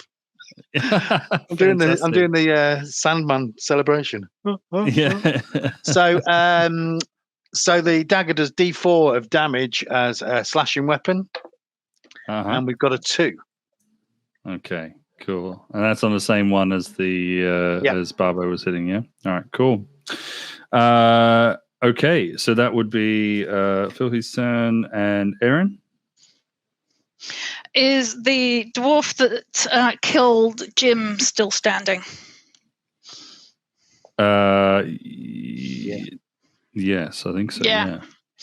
To which Jen goes to wreak her revenge.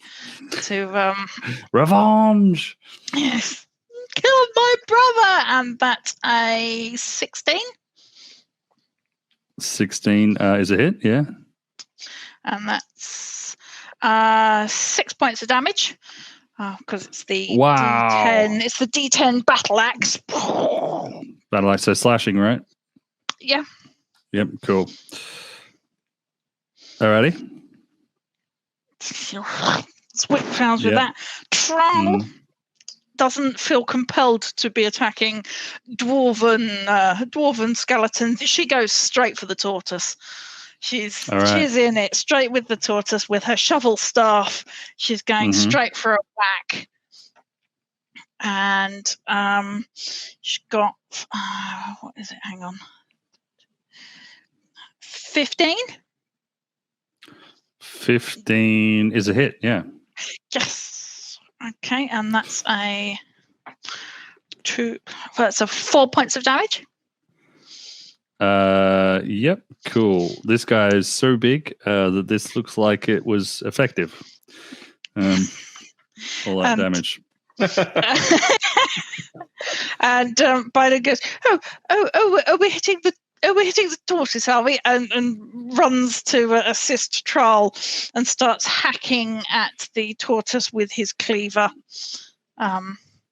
However, his is a 15 to hit.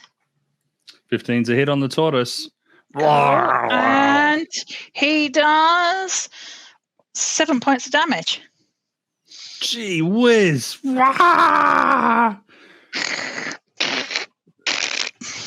This tortoise had parents once, you know.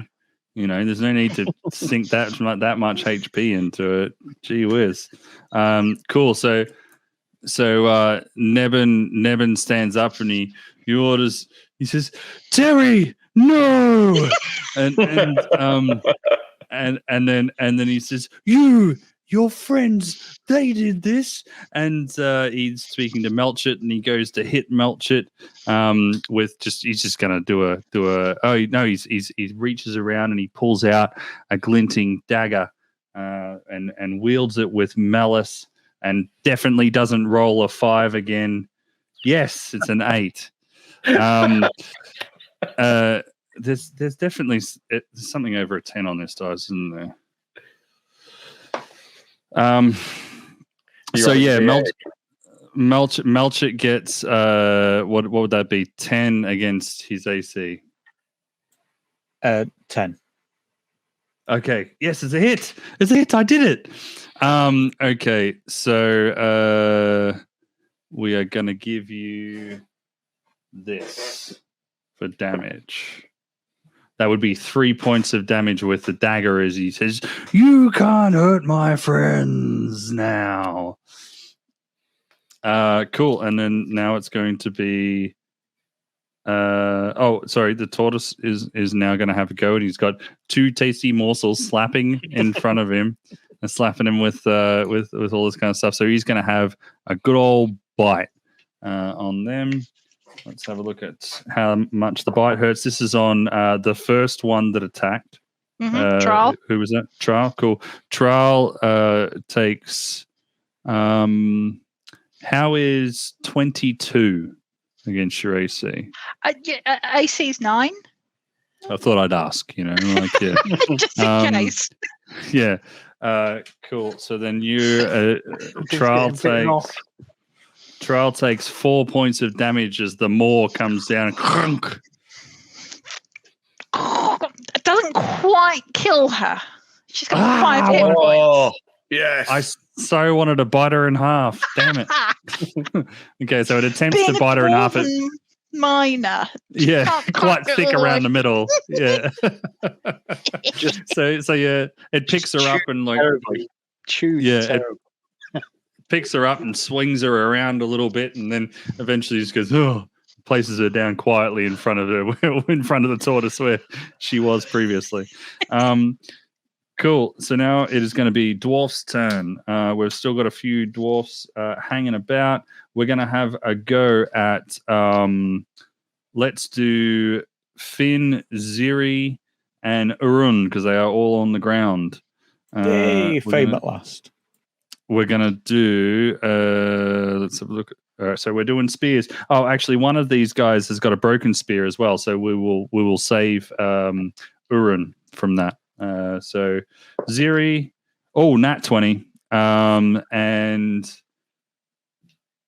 Finn, it's a 5 again, for crying out loud. But at least I got a crit. I got a crit this time. So I think the death toll's rising. Yeah. Well, it was never going to stay at nothing, was it? Okay, so these guys are undead, so they get their own crit table.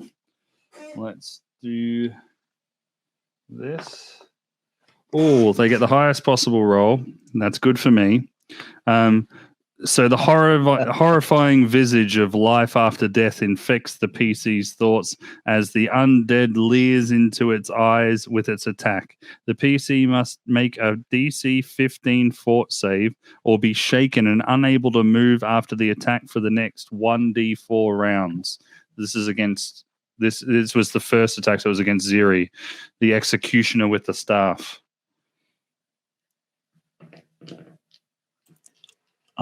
What was the DC? DC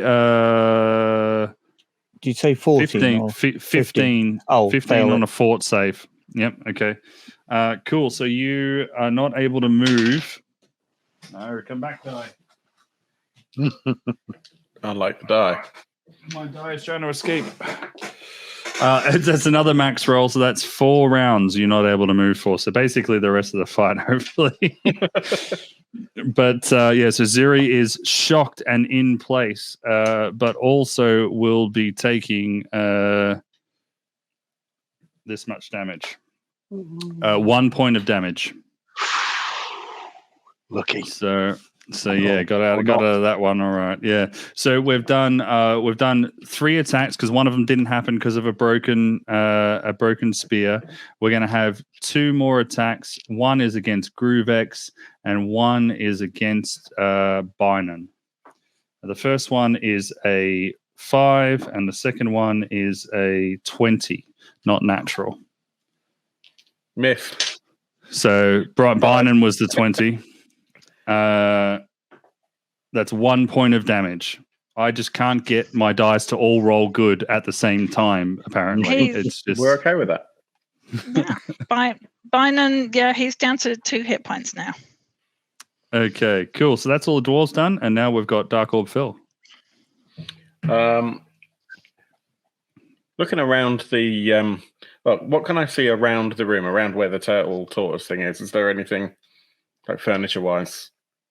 Yeah, there's like chairs and so forth. There's like a chandelier hanging from the roof. There is torches and so forth around in sconces. They aren't lit because the braziers are lit, but you've got the braziers there. You've got the throne strapped to the back of the tortoise. You've got carpets. You've got tapestries. Okay. Yeah. The braziers look like they're the kind of braziers you can knock over. Sure. Okay. I mean, they are lit right now, right? So, the insulation on the outside of a brazier isn't like... No, that's fine. Massive. Yale is going to... I don't know if he'll allow this in terms of time frame, so I'll state the intention. Yale is going to pick up a chair, run over to a brazier that's somewhere near this tortoise, and try and use the chair to knock the brazier over, so the contents of that brazier will go underneath the tortoise. Cool. Getting the chair and running over to the brazier is one action, and tipping it over is another action. So we will do that. It's basically a 2-round sort of thing. Yep. Cool. So that's got Groovex is going to try and bitch slap a dwarf. It has been well established that cannot happen. But well, that was a 15, 14 to hit. Oh, Groovex gonna bitch slap a dwarf. Oh yeah, for 5 points of damage. Wow. Okay. And which dwarf was this? Was it one of the damaged ones or a brand new one? Let's go for a brand new one. Okay. Cool. Yeah. You slapped the taste out of this Yeah. You slapped the dust off this thing. Cool. Yeah, definitely. Cool. And so is that all your characters? Peb is going to try again to fire an arrow at the wonderful Nebin. Sure. And he is wonderful. Natural 20. Wow. Okay. Let's have a crit. Roll. To say we didn't do any crit rolls in the first I know, session, right? Now it's been really crazy. Making up for it. I know. Yeah. We've had a number of ones as well, haven't we? Yeah. Is it a D4? I can't remember. Yep. Well, it depends. Yes, level 0, it's a D4. Yep. Yeah. D4. That is a 4. Modified by your luck score. By your luck modifier, I mean. Yeah. Okay. Cool. Strike to the foe's kneecaps. Inflict the +1d4 damage with this strike, and the foe suffers a -10-foot penalty to speed until healed. I mean, I'm not entirely sure that he was running around much anyway, but I'll take it. He's going to be doing it less now, right? And He used to be undead till he took an arrow to the knee. Yeah, right. I just rolled 6 on a d6 and 4 on a d4. Wow. Okay. Yeah. I mean, Nevin's double dead. Like, but from he's double dead from a kneecapping. I mean, explain to me how that happens. You go ahead. So I think what actually happens is he probably if it helps, he's on top of a throne, on top of a tortoise. Tortoise. So I think what happens is that the arrow goes. Oh, we lost an Aaron.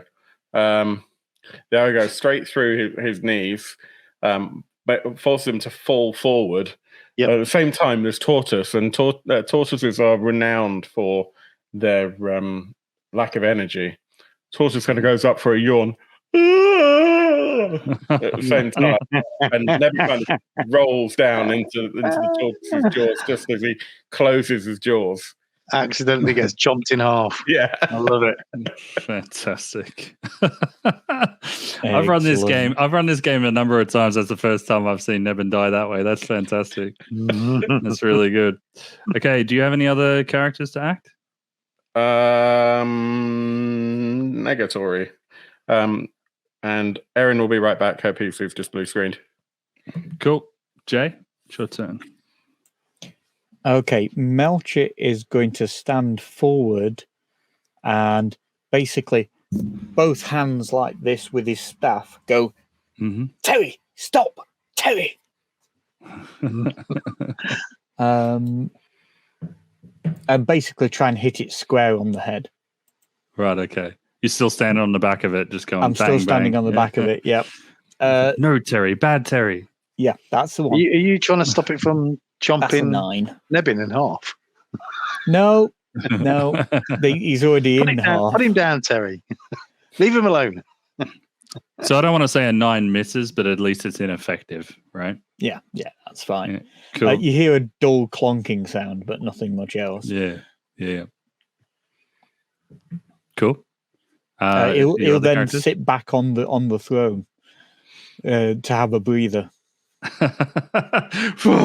Just patting his forehead and so forth. Yeah, that is it. Yeah, he's taking it out of him. What are your other characters doing? Okay, so Finn is Zoo is not doing anything at this moment in time. Finn is how many other skeletons have we got around? There are 1, 2, 3, 4 damaged and 1 undamaged. Okay. One of the ones that is damaged, Finn is going to basically do his normal swing wildly with his eyes closed. See how it goes. Let's do it. He's going to miss. It's okay. All right, sure. Yeah, that's a miss. Yep. Zoo is not going to do anything, but I'm going to drop it down to 3 rounds now. Uran is going to... let's have a look. Yeah, there was 1 damage one he was facing off against, and he's going to try and hit it with the club, and he's going to give out the battle cry for fog. Fog! And he's going to miss.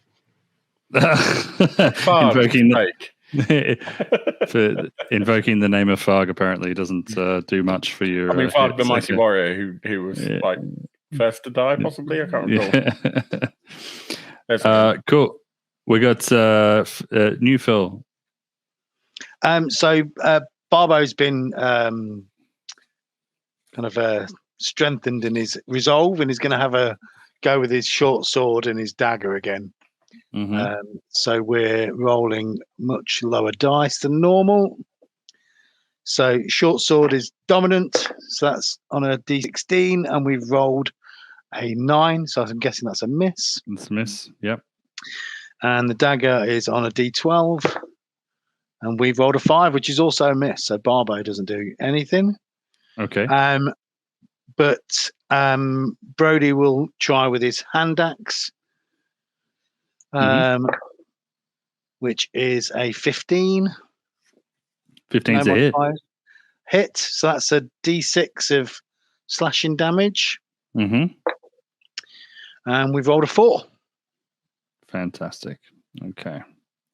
Cool. So there's one dwarf now that is like there's one arm hanging off it, and like it's good. It looks like it's crunching as it walks. It's got like a broken ankle and so forth. The helmet has already fallen off it and stuff. It's really looking quite damaged. Cool. We now have Erin. Apologies for the minor technical error. Back now. Cool. So have we only got one skeleton dwarf left? No. Well, there's one that's extremely damaged. We've got three others that are damaged and one that is completely undamaged. Okay, cool. As well as the tortoise. Yeah. Jen, did Jen manage to kill the one that she was attacking last time? No. She's going to have another go at that then. Yep, sure. And that's a 9. Cool. That is a miss. It's cool for me. If I burnt a little luck, would it hit? How much would you want to spend? 1? That would still miss. 2? That would hit. 2? Yeah, let's burn 2 luck. Mm-hmm. Yep. Take it down to 14. That's a hit, and she's going to whack it with her massive battle axe. And does 2 points of damage that time. Cool. Smashes it with the battle axe. For the sake of timing, let's avoid the descriptions. We'll just battle on through this. Cool. The battle axe cinematically eviscerates the thing. Troll is attacking the tortoise with the shovel. She goes in for a whack, and it's a 7. 7's a miss. If I spent 3, would that hit? No. Okay, that's definitely a miss then. And Bynon whacks with his cleaver. It's a natural 20. Fantastic. So he does his D6 damage normally, which is 3 points, plus his crit, which is... Don't worry too much about the crit, because you've already killed it. 4. The butcher of Italy. It's a 4 on the crit table. 4 is an extra D4 damage, and it's the knee thing. Yeah. 2 points of damage on that. Yep. So you've killed it. You killed it by another 2 HP. So you're slashing away, and you put the battle axe into is the battle axe, wasn't it? No, that's the cleaver. But yeah, the cleaver cleaves the head, cracks it, and it goes right in the center, and then cracks out, and the 2 parts of the head just fall apart, and the whole thing the legs come out from under it and go thump, and dust spews out from underneath it. And as you do that, the rest of the dwarves all sort of just like crumble and fall down and just crack, and and you have See, I told you, I'm a butcher. Defeated the skeletons in this room. So, congratulations. Yay! Vanquish. Cool. Did that include Terry as well? That was Terry the tortoise. That was Terry that just died. That was Terry the tortoise. Yeah. Cool. We've defeated the skeletons. Yeah. That's where we'll break for now. Yeah. Cool. We'll come back to it. Yeah. That was really fun. Thank you. That's the really end enjoyed of that. this episode of Nebin Pendlebrook's Perilous Pantry on the Dark Orb. Just a quick reminder, we actually have a giveaway, and all you need to do if you want to take part in that giveaway is to either tweet us, and our Twitter is there, or alternatively, join our Discord, and in our DCC channel, we have a thread. And just let us know the name of the character from our first sessions of this adventure who shouted his own name as he died. You may be able to intuit it from people who have already tweeted us, or from the things that other people have already said in that channel. So it should be fairly straightforward. Really, you're just letting us know that you want to take part in the giveaway. So in the meantime, we'll be back very, very, very soon.